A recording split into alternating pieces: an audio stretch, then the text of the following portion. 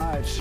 Meteorologist Damon Madsen joins us once again. It's raining outside. How long is it going to stay here? I just told you that it impacted me. I woke up this morning and I just was dragging. I couldn't get going. So. I know we need a little sun, but maybe not today's the day. No, today is not the day, unfortunately. We're going to be keeping an eye as that rainfall, it is going to linger in one form or another here the rest of the day today and also into tomorrow for some of us as well. Here's the culprit, folks. A very slow-moving front. It is crossing the DMV as we speak, but it's situated just out across Western Maryland and West Virginia at this current hour. We have to get this thing east of us to see any bit of improvement, but with how slow this front is moving, there's just going to continue to be more and more rainfall out ahead of this, crossing through the DMV here throughout the day. Now, taking a closer look here, again, most of the rainfall at this hour and over the last few hours has concentrated along the I-95 corridor right through some of the metro areas, D.C., Baltimore included. There are still some showers back toward Hagerstown, Cumberland, the eastern panhandle, but compared to last night, rainfall is few and far between to the west.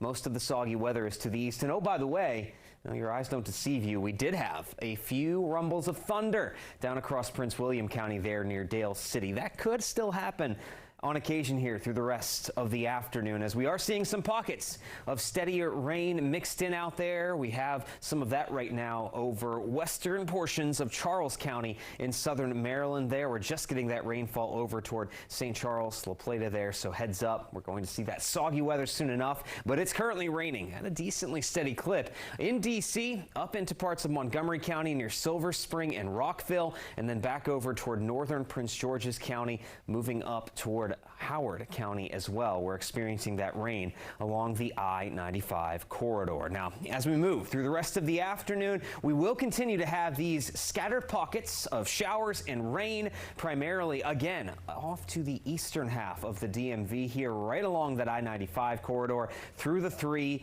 4, 5 o'clock hour. Now, after we get beyond that into the evening, most of this shower activity starts to dissipate and let up a little bit as we get into the first half of the night tonight. We're likely to see just a brief lull in the rainfall. Southern Maryland will be excluded from this as soggy weather likely continues all the way into the night. Now, that front, it stalls east of us, and another area of low pressure will move up from the south, and that's going to reignite another wave of rainfall here. This is early on your Thursday morning, 4 a.m. There it is. Rain will continue along and east of I-95. That rain will turn steady at times for some of our eastern counties closer to the Chesapeake Bay. Meanwhile, west of I-95, it's going to be relatively dry, but some of this rain could push back to the west as we head through the middle to late morning hours tomorrow. Places like Leesburg, Frederick, back up again toward Hagerstown. For the most part, you'll be dry on Thursday, but don't rule out a little bit of rain shower activity moving in at times while it stays very, very soggy most of the day in and around D.C. and east of I-95 there before finally we see things improve. As this frontal boundary exits late Thursday afternoon, this is 5 p.m., we'll then start to see drier conditions going into your Thursday night and into the day on Friday. So yeah, we're in for a stretch of rather soggy weather here, folks, but we do dry things out with some breezy winds Friday before even more rain makes a return on Saturday.